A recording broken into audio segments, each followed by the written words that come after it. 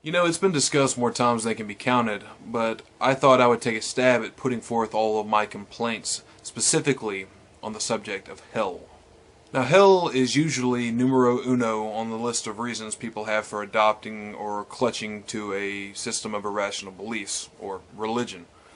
It, in the sense that you don't give a fuck about the psychological repercussions, is a great tool of control.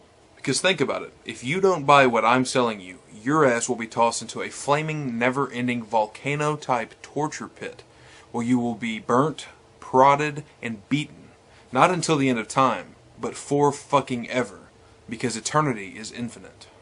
Hell is essentially the combination of every fucked up, sinister, sadistic punishment that the human mind could possibly conjure. Now, these concepts scare the shit out of people primarily because they are designed to do just that.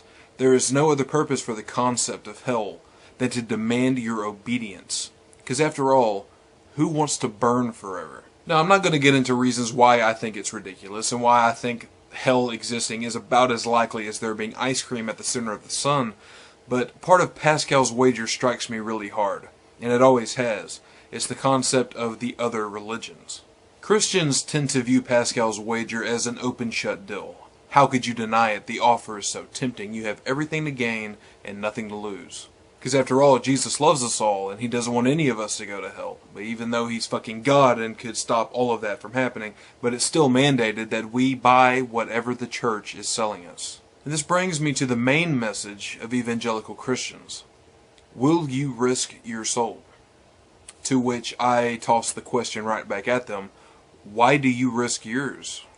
This is Islamic hell. This is where all the infidels will go to burn and rot forever, including me, if the Muslims are right. And to the Christians out there, I ask, how sure are you that you won't end up in this place? What standard does Christianity pass that Islam fails? Is it morality? Is it prophecy? Is it confirmation of reality? Is it objectivity? Is it consistency? What is the standard which Christianity passes, but Islam fails? Because both religions fail miserably at all of those. But what about faith? According to the Bible, faith is the substance of things hoped for and the evidence of things unseen. Aside from the fact that that's obviously bullshit, let's pretend it were true. Every religion boasts faith.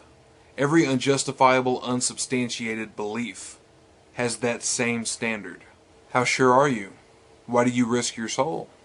And how about this as another scenario? Let's say that there is a deity that created the cosmos and everything in it, the author of DNA and the founder of logic.